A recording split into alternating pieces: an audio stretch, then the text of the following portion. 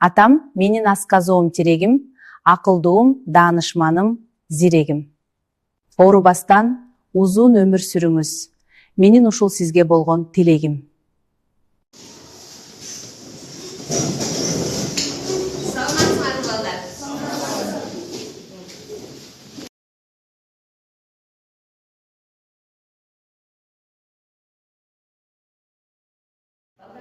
Бүгін біз тастарымыздың темасы ата үйлерінің тірегі.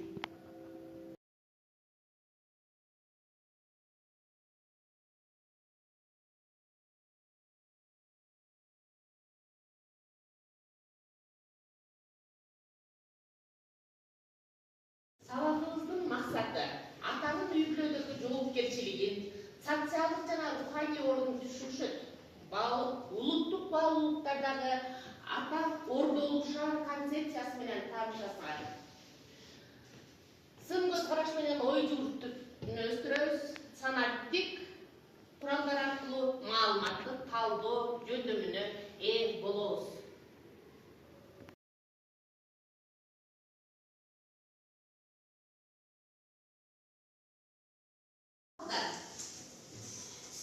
Биз жарым жыл маанай тарткылап коелу ата жөнүндө. Ата үйлөгү тынчтыктын эси. Ата күлкүсү сейрек, бирок абдан кымбат адам. Кымбат эмес.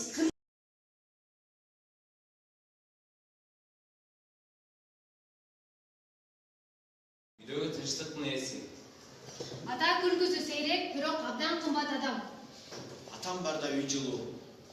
Ата ишеним менен сүйүүнү кошо кармаган адам. Ата ар дайым колдой турган күч.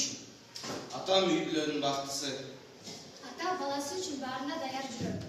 Ата жан дүйнөгө тынчтык берген адам. Ата артын бекем экенин сездирген адам.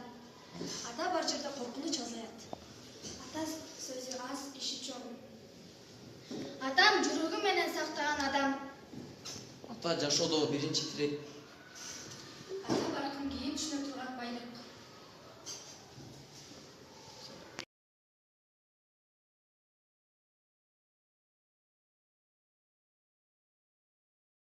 Азыр балдар кийинки тапшырмабыз сүрөттөр менен түштү. Жүрөктөгү ата. 3 минуттан ичинде мен азыр силерге баракты. Ошол баракка 3 топко бөлүнүп турабыз. Ошол 3 тобубузду 3 топ биринчи топко ата күлкүсү сейрек, бирок абдан кымбат адам деген сүрөт менен гана жооп бересиңер. Кийинки ата ишеним менен сүйүүнү кошо кармаган инсан. Кийинки топ. Ал эми 3-чү топ болсо ата баласы үчүн күчтүү болууга аргасыз болгон жүрөк деген сөздүн тегерегинде сүрөт менен гана мага жооп бересиңер. Ар бир топко моундай атаны берем. Кайсы топ ушундан көп чогултса, ошол жеңүүчү топ болот. Түшүндүкпү? Балдар.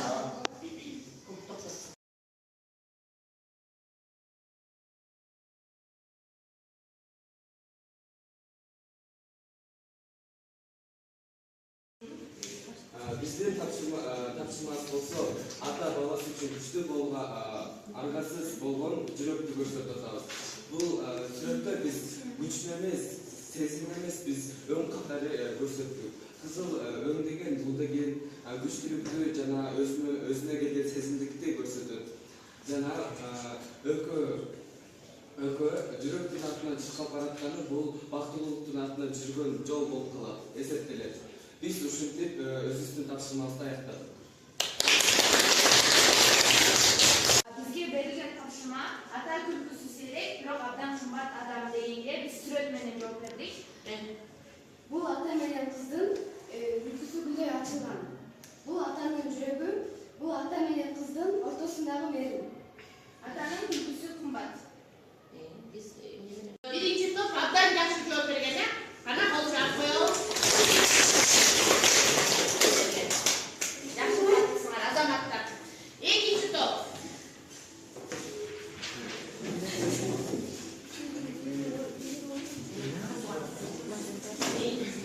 Ата ишеним менен сүйүүнү кошо кармаган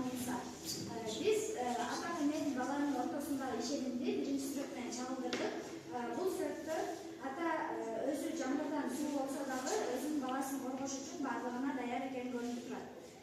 Бул сүрөттө ата баланын ортосунда мээримдүүлүк, сүйүү, ишеним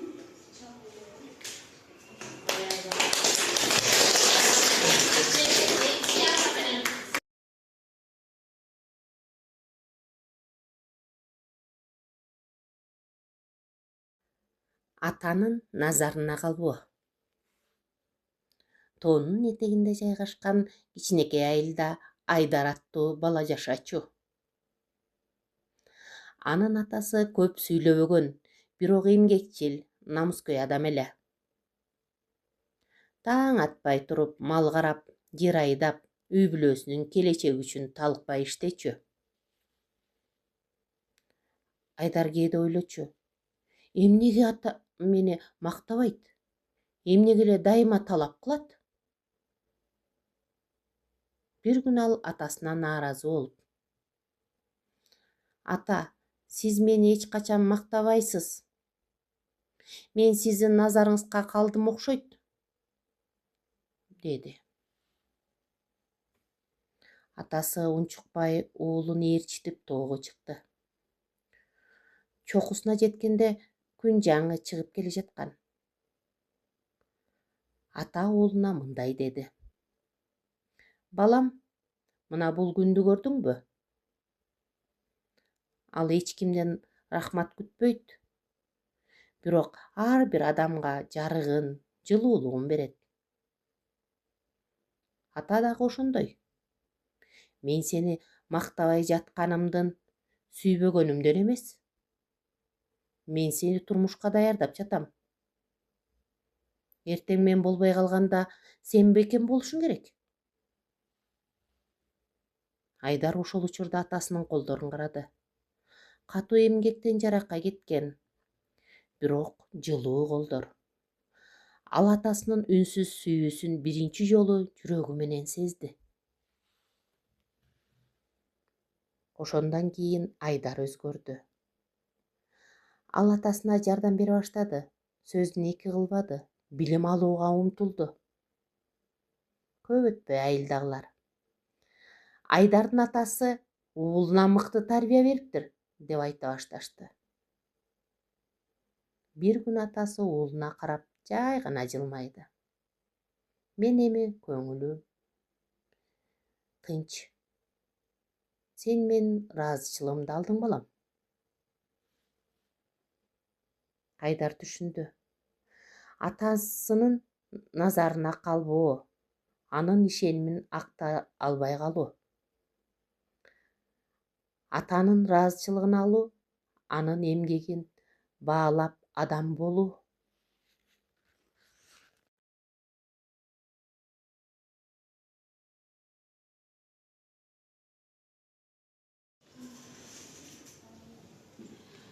Азыр киякот менен барыбыздан кетиппи?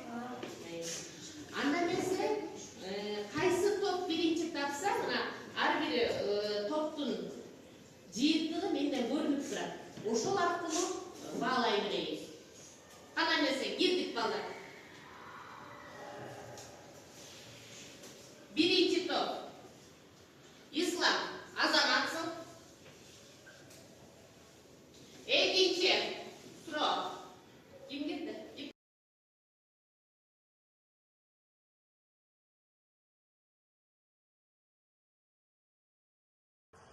Ата, сиздин эмгегиңиз, сабырыңыз жана унчукпай кылган жакшылыктарыңыз үчүн миң ыраазычылык. Сиз бар үчүн өзүбүз коопсуз сезебиз. жашоодо жолунда адышпасам да, сиз үйрөткөн багыттар дайыма жол көрсөтүп турат. Ата ишеним, ишеним, ата сөзүнө сүйдүм. Ата, сиз менин биринчи баатырымсыз. Колуңуздан кырганда дүйнөнү коопсуз сезем. Үйдүн тиреги, баланын таянычы.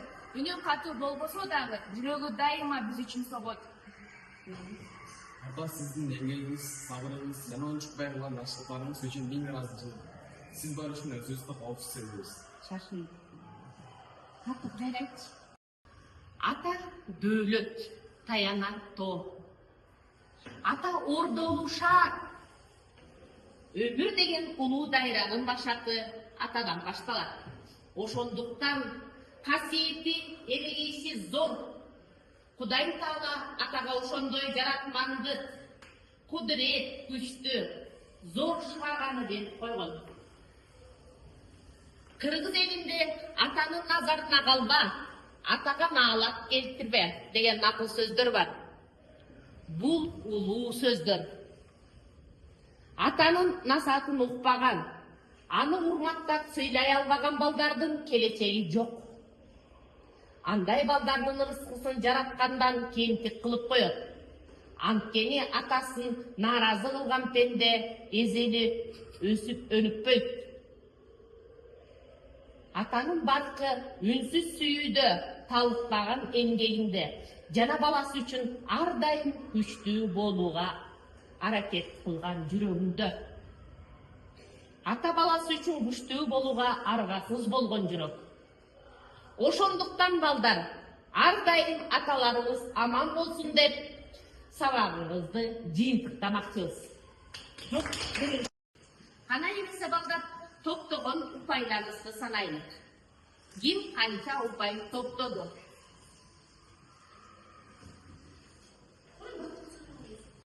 Ошентип балдар сабагыбызды жыйынтыктап алдында топтогон упайларыбызды санадык.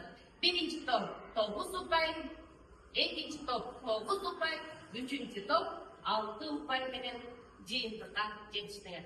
Анда эмесе ушул сабагыбызга кол чаап коебуз. Ата менин үй бүлөмдүн башчысы, сыймыгым да жакшылыгым жарчысы.